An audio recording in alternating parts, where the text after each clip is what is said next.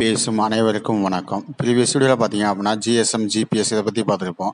இந்த வீடியோவில் பார்த்தீங்க அப்படின்னா இன்டரப்டை பற்றி பார்ப்போம். இன்டரப்ட் அப்படின்னா என்ன, ஓகே, அதை பற்றி அதுக்கான பேசிக் கோடிங்கை பற்றி தான் உங்களுக்கு இந்த வீடியோ நான் சொல்ல போகிறேன். சரி வாங்க வீடியோக்குள்ள போகலாம்.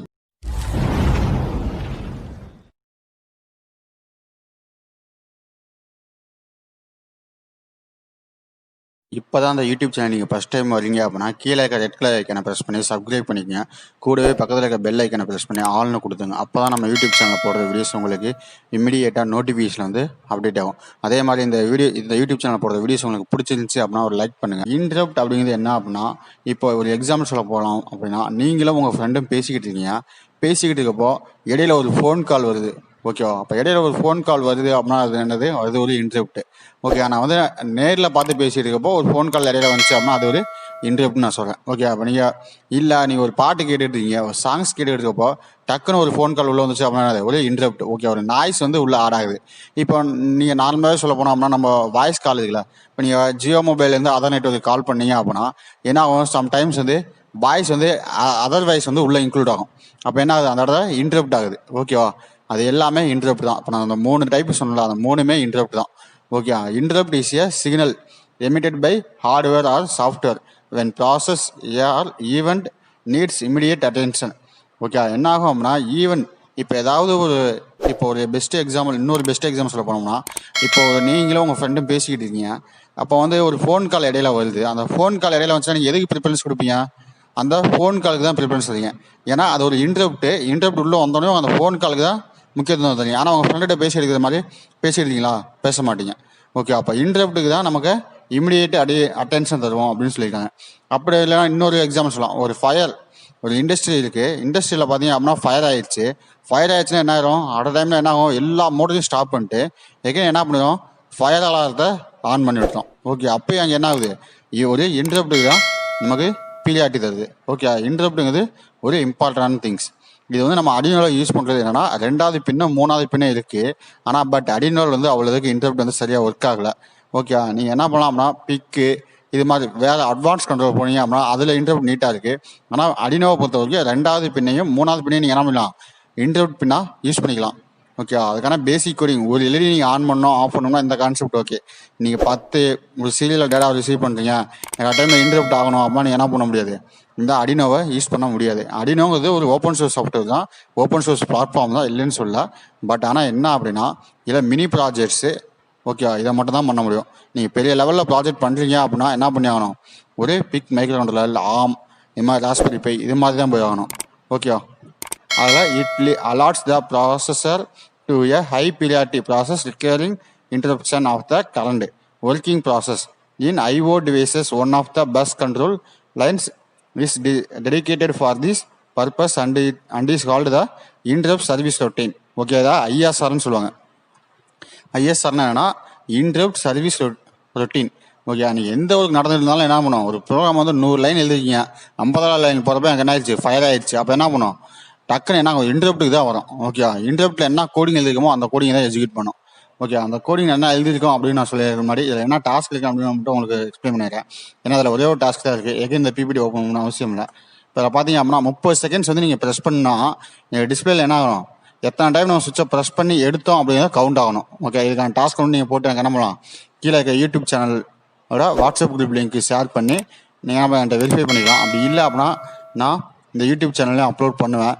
நீங்கள் கொஞ்சம் லேட்டாகி தான் தெரிஞ்ச மாதிரி இருக்கும். இல்லை நீங்கள் போட்டிங்க அப்படின்னா நான் என்ன பண்ணுவேன், உடனே வெரிஃபை பண்ணி உங்களுக்கு சொல்லிடுவேன். சரி வாங்க இதுக்கான கோடிங் பார்ட்டை போய் பார்ப்போம். இதுக்கான கோடிங் பார்த்தீங்க அப்படின்னா இதுதான். ஓகே, அந்த கோடிங்கில் என்ன பண்ணிருக்கேன் அப்படின்னா ஆஸ் டிஃபைன் எல்இடி 6, 6வது பின்னா எல்இடின்னு டிஃபைன் பண்ணியிருக்கேன். அதே மாதிரி 7வது பின்னா எல்இடி 1ன்னு டிஃபைன் பண்ணியிருக்கேன். அடுத்து டிஃபைனில் இன்டரப்ட் பின்னு 2வது பின்னா இன்டரப்ட் பின்னா நான் செட் பண்ணுறேன்.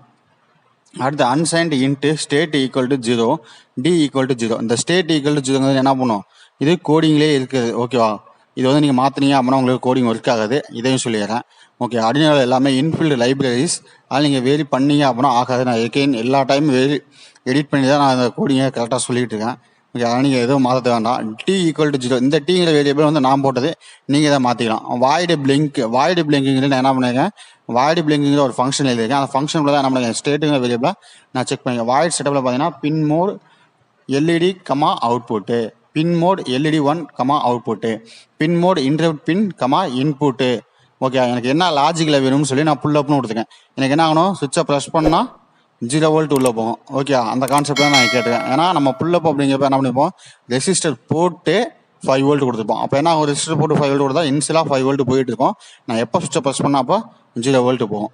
அப்போ என்ன பண்ணிக்கேன், புல் அப் கான்செப்டில் வேணும். ஏன்னா நீங்கள் இதுக்கு முன்னாடி டிஜிட்டல் பின்ஸாக யூஸ் பண்ணியிருப்பேன், என்ன பண்ணிருப்பீங்க, இன்புட்டு அவுட்புட்டு அப்படின்னு செட் பண்ணியிருப்பீங்க. அப்போ உள்ள கண்ட்ரோலில் ரீட் பண்ணிட்டு என்ன பண்ணுவீங்க, ஈக்குவல் டு 0வா ஈக்குவல் டு 1 செக் பண்ணியிருப்பீங்க. ஆனால் இங்கே என்ன பண்ண மாட்டோம், நம்ம உள்ளுக்குள்ளே செக் பண்ண மாட்டோம். ஓகேவா.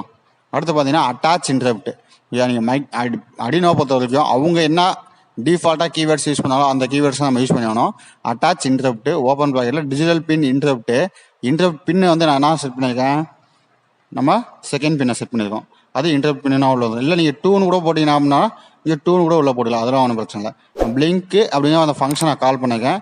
ஓகே, அது சேஞ்ச் அப்படிங்கிறது அவங்களோட லைப்ரரிஸ். ஆனால் அது எடிட்டிங்கும் பண்ணக்கூடாது. பண்ணீங்க அப்படின்னா உங்களுக்கு கோடிங் ஒர்க் ஆகாது.